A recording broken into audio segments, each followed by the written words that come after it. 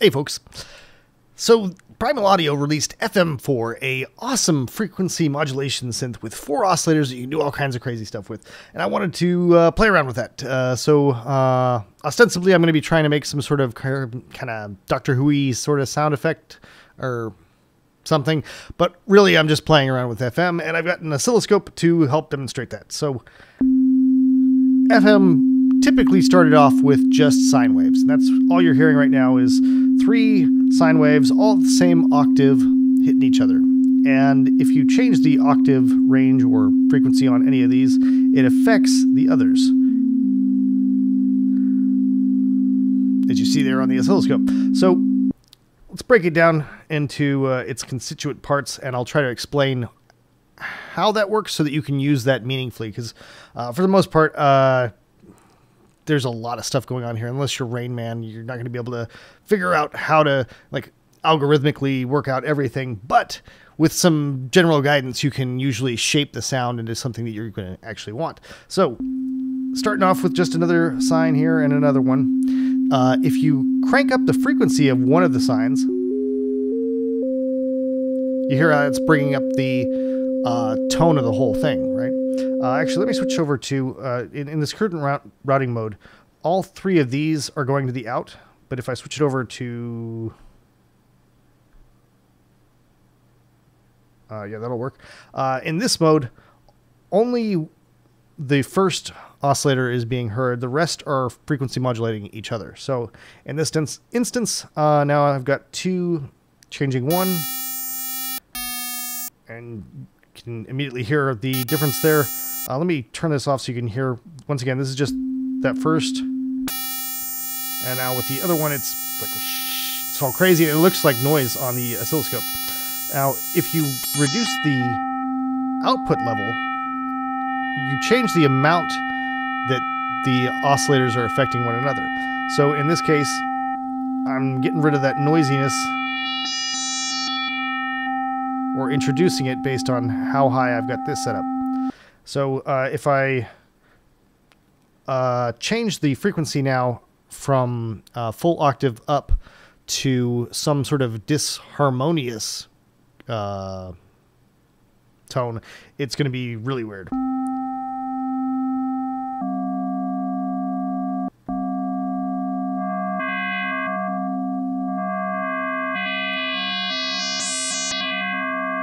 So if I leave it like this, you can see that it's still got the shape of the sine on the oscilloscope. But there's all this other stuff going on now as well. So it's like a really rich sine. And we have the opportunity to affect how that noise comes into the sound with the dedicated envelopes for each of the oscillators. So if I want the craziness to come in slowly, I add in some attack, or even more attack.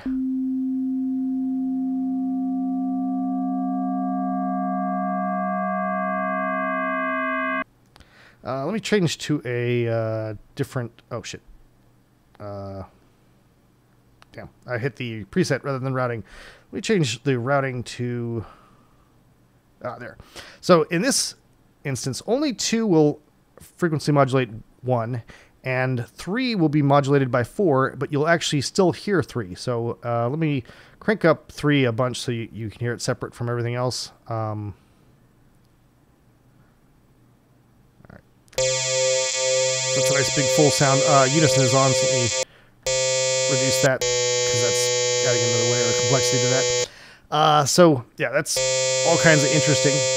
And as you saw when I raised the...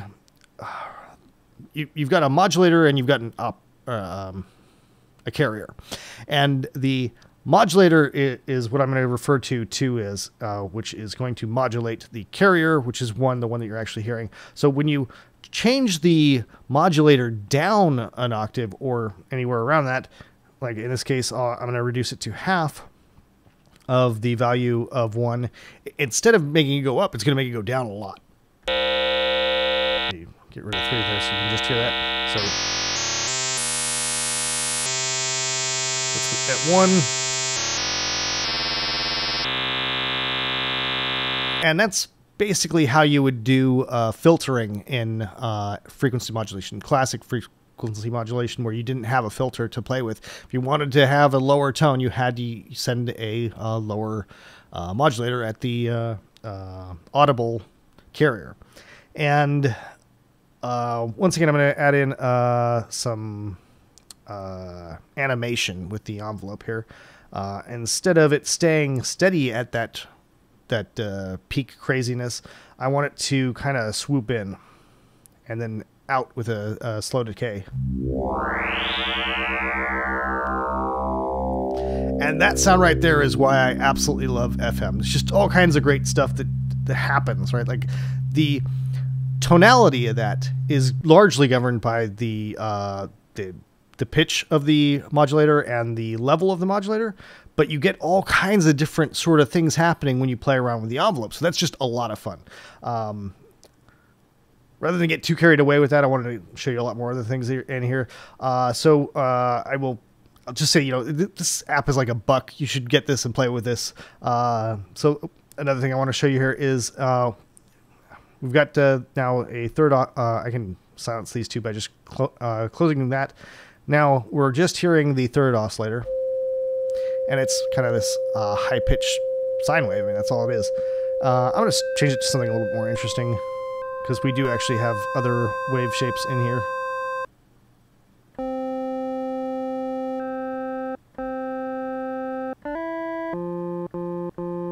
All right, that's kind of amusing. I'm going to bring in 4, and I'm going to make sure the feedback is off, because as you see, 4 will actually feedback to itself. We're going to get to that in a second. Let's see. Frequency modulation with multiple different types of waves can lead to some cacophonous results. So I'm going to play with this as I'm talking to you and work through the situation here. I want it to be an interesting sound, a full, rich sound, but not too crazy, because it's going to get crazy when I play with the feedback later. So this is just a sine wave that's affecting this kind of half a triangle thing. And if I change it, you see that it starts to take on the characteristics of both of those waves.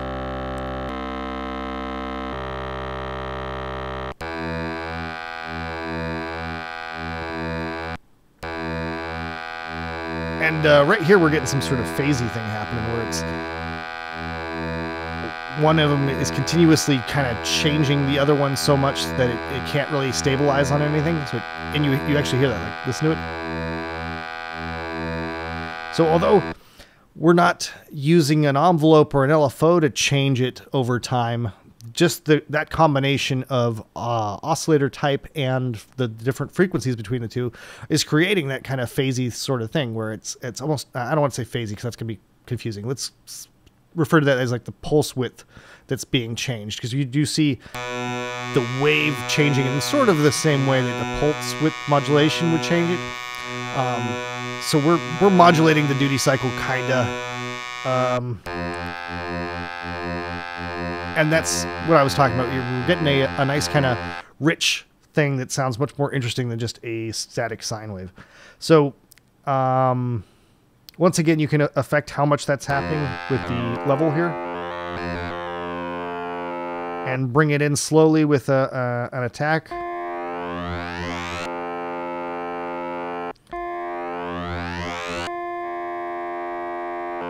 And I'm actually going to try tinkering with this so that it's going to kind of ramp up like the first one, so that these two go together nicely.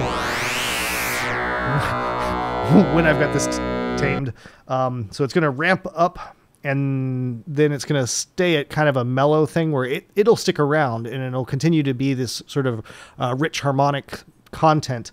Whereas in this one, the second one, the modulator will silence itself, so you're only going to be hearing the first oscillator, but the third will still be modulated continuously. That is just a little too intense, so I need to bring down that level. That's just unpleasant. Let me try bringing this down.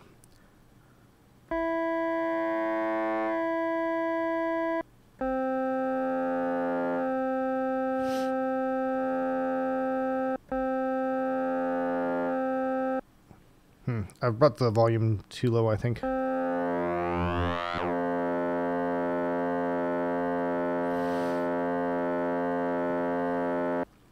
There's a quality to that where it goes zip that I don't like. So I want to get rid of that zip while still continuously introducing that sound. So I'm going to reduce the decay. I think the zip might have been from that. It's a little less zippy. Let's see here. No, it's the attack that's doing that.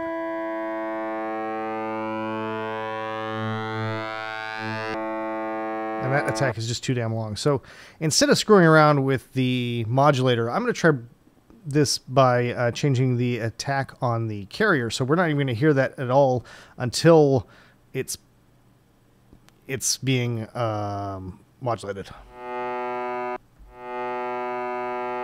All right, now I think this is a better way of approaching this.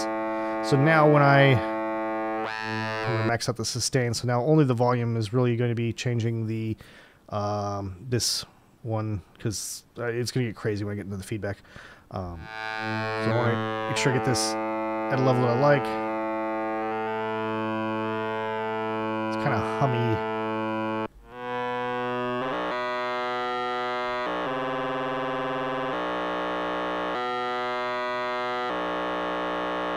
I really like that sound.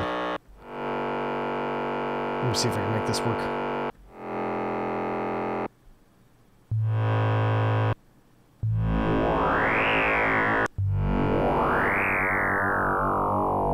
In this case, I'm using the level just to mix it against the other waves audibly, rather than in the frequency modulation realm. Wow, that is sounding really awesome.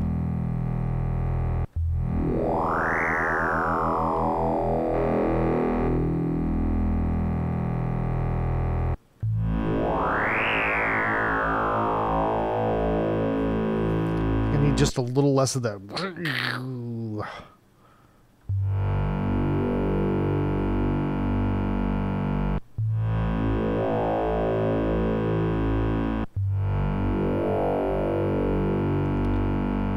Liking that.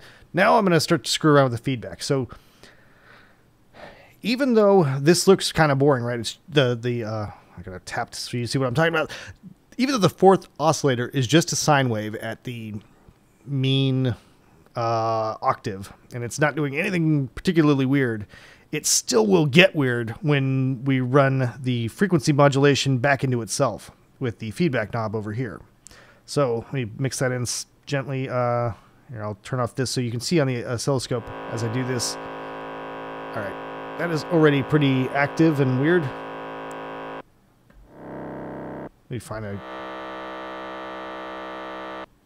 All right, you can probably barely hear this, but watch the oscilloscope now.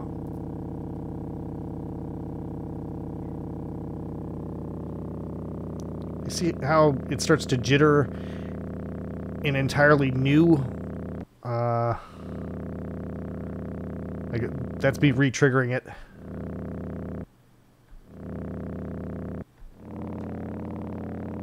You get all kinds of new motion going on in there. Okay, so when I bring this back up into something that's going to be a little bit more audible,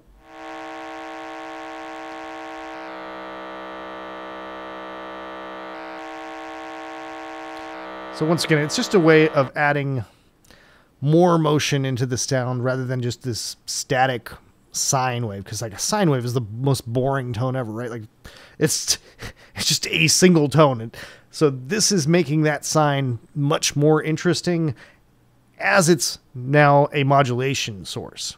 So once again, remember, we're not hearing 4. Let me see if I can change the routing so you can hear that. There's probably not one that lets me just hear 4. Oh, yeah. Okay, that'll work. Yeah, you can't even hear that. Crank up this.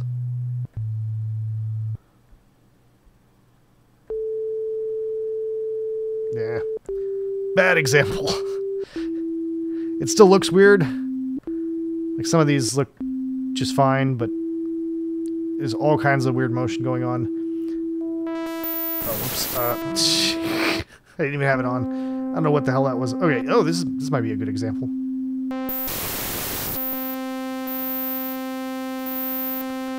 So once again, we're just hearing this for it's just a sine. At 50% feedback, it starts to get kind of a rampy, and then it goes into noise. And the same is true if you change the wave shape. So you bring this down.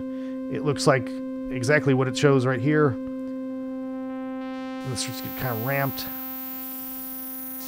All kinds of noise. But notice how the area of that waveform that had the actual shape to it versus the area that's just a line is still consistent. And that's one of the ways that you can kind of shape things, because remember when we were just using God, which routing was that? We were just using 1 and 2 and not getting too weird. Oh fuck, did that I think that turned off my, I can't remember if I set that to, okay, never mind. When I change the wave shapes,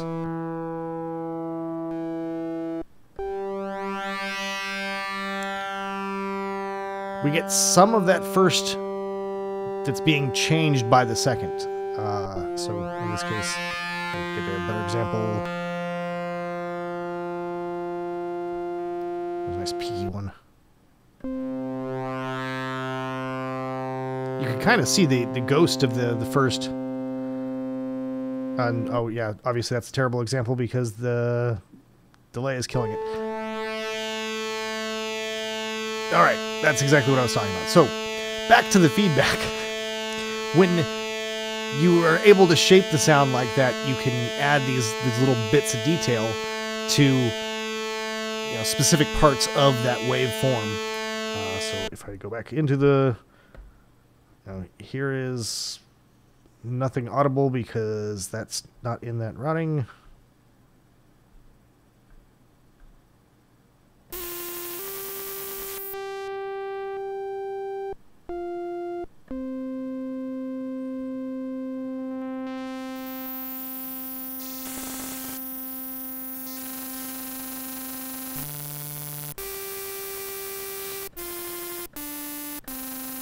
This is just wildly amusing. I should get back on track. So, let me find that one routing I liked. Okay, so this particular algorithm lets us get really fine in deciding where we're going to be modulating and where we're going to be hearing. So we're just hearing 3 and 1, which are being modulated by 4 and 2 respectively. And I gotta bring that feedback down because it's gonna be crazy. It's still crazy. Did I? Oh shit! I think I had to screw around with something, didn't I?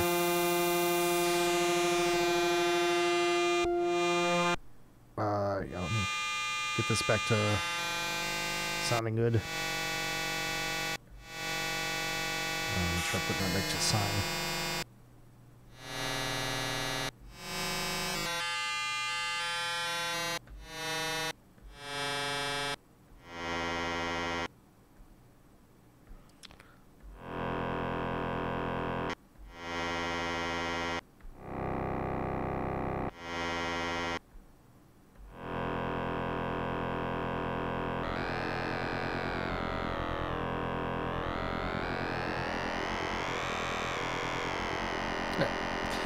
And now giving it a little bit of the feedback.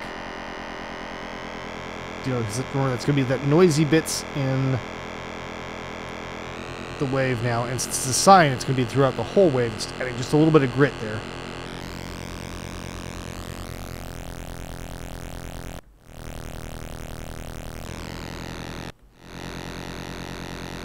So this is my tone that will be coming in slowly with the sound, and it's adding this kind of gritty, full thickness. And this is my bass sort of thing that's going to have the swoopy sci-fi, which should hopefully sound good. You don't really hear the swoopy sci-fi as much as I'd hoped there.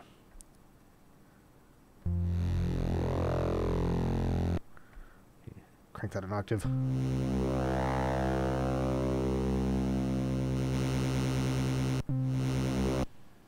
Give that a lot more attack.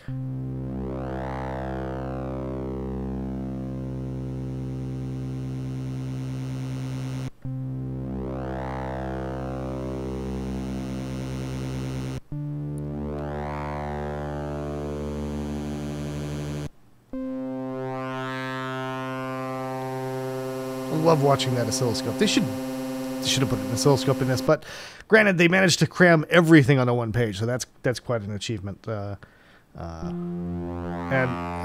for shits and giggles here, I'm gonna switch on the unison mode, and you can see how that gets twice as crazy.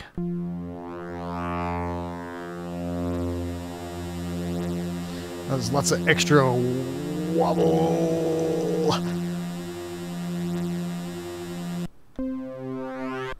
Crank that up again.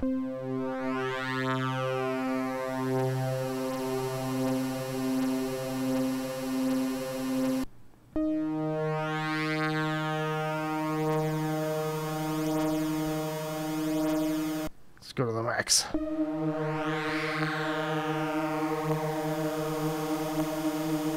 God, that's doing weird things.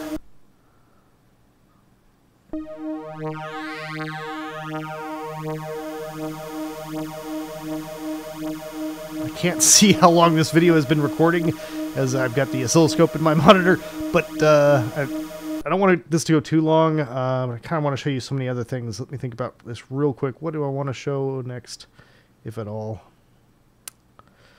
Oh, you know what? Rather than me going on, I can show you a great preset in here that is really good for learning from. I think it was Solar.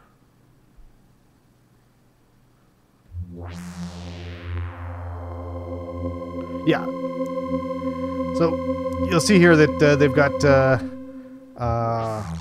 you're hearing 3, 2, and 1, and the only FM that's actually going on is 4, which is being feedbacked on itself and modulating 3.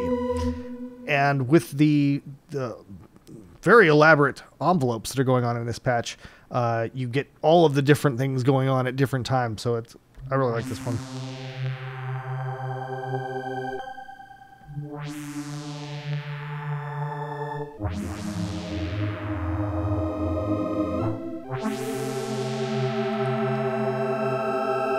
So take a look at that one to get an idea of more things you can do. Like in this instance, he's also using the LFO to further screw around with the modulator.